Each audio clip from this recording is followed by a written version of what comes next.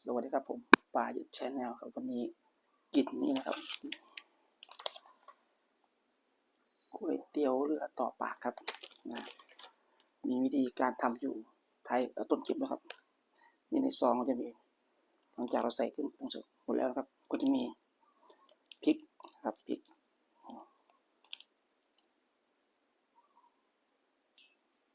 นะครับพริกป่นก๋วยเตี๋ยวเรือนะครับใส่เข้าไปกระเทียมเจียวครับใครไม่ชอบก็ไม่ต้องใส่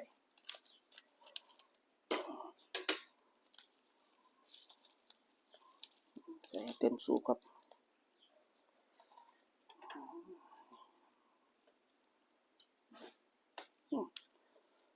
เหนียวนุ่มครับ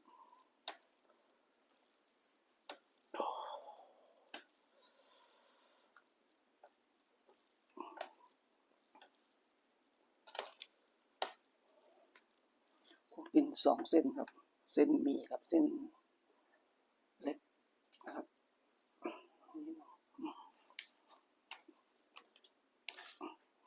วันนี้กินกับนี่ครับแคบหมูไร้มันของสอขอนแก่นนะครับผมก็ยังมีพริกจีนะครับพริกจีกับกะปิครับเตรียมพร้อมก่อนนะครับท่านที่ต้องการก็ติดตามได้ในTikTok ปายุทธนะครับ TikTok ปายุทธมีขายครับปายุทธ Channel นะครับ TikTok มาครับเริ่มลงมือเส้นเหนียวนุ่มมากโอ้โหรอจีเลย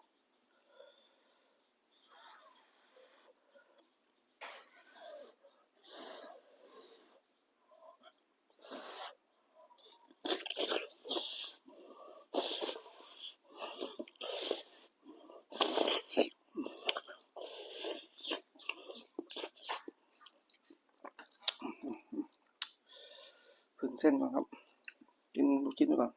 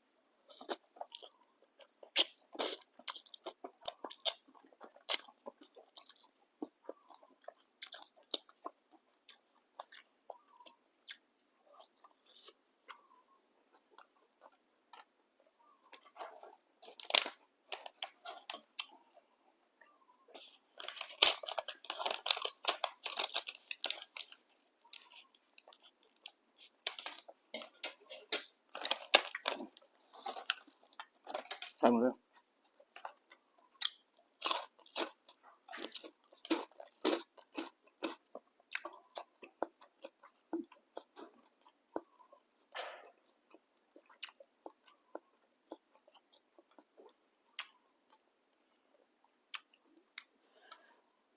ก่อนไม่ก่อนก็ฟังเสียงเองครับ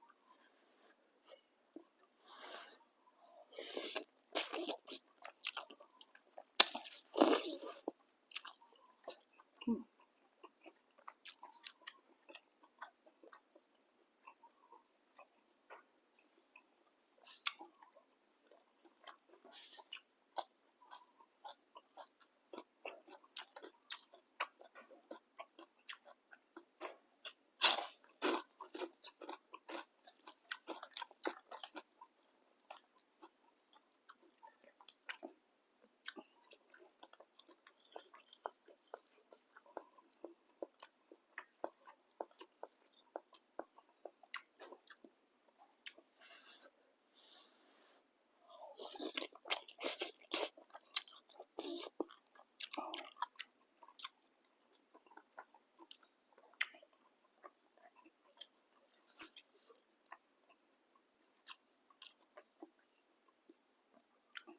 ำซุปเข้มข้นเหมือนกินที่ร้าน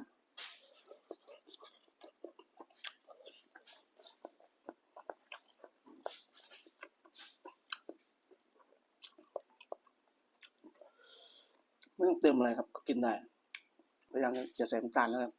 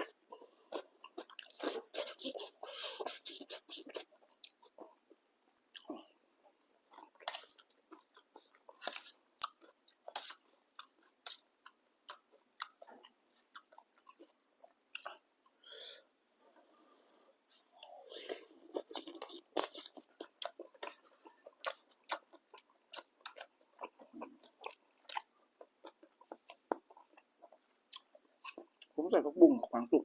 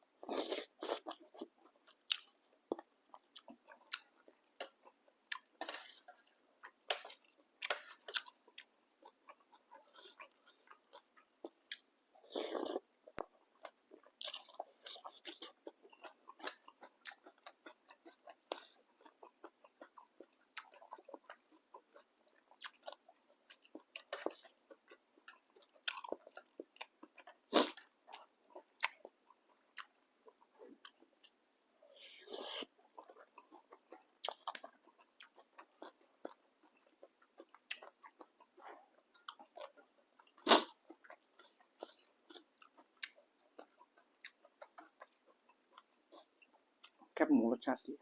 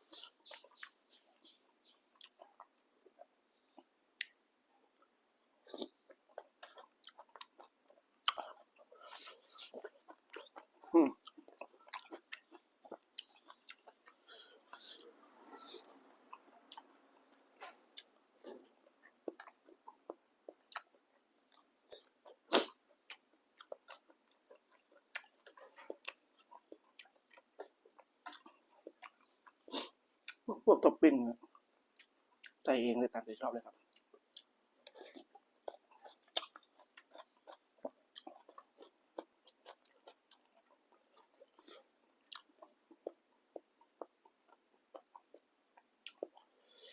เป็นหมูเป็นเนื้อได้หมด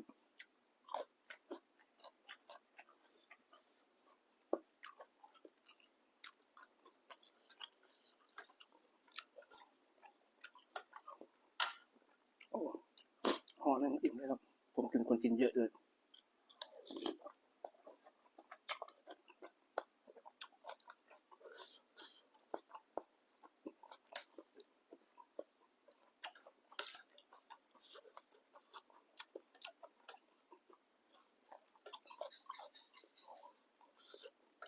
ไม่เน้นเส้นครับ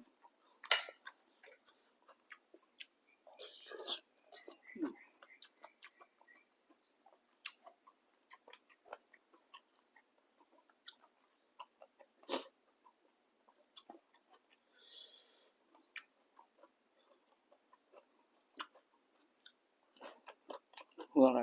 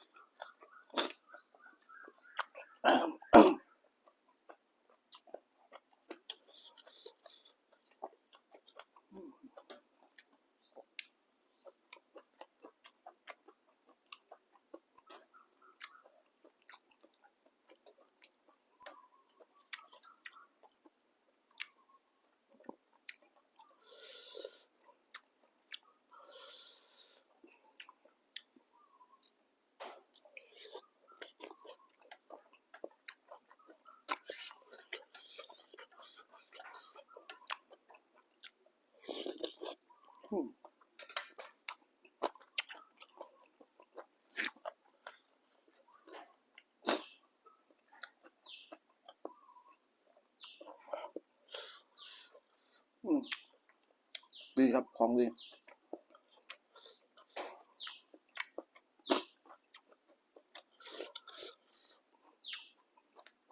โอ้สนใจฝากซื้อได้ที่ TikTok บายพิชแนลนะครับก๋วยเตี๋ยวเรือต่อปากสุดยอดครับนี่ครับ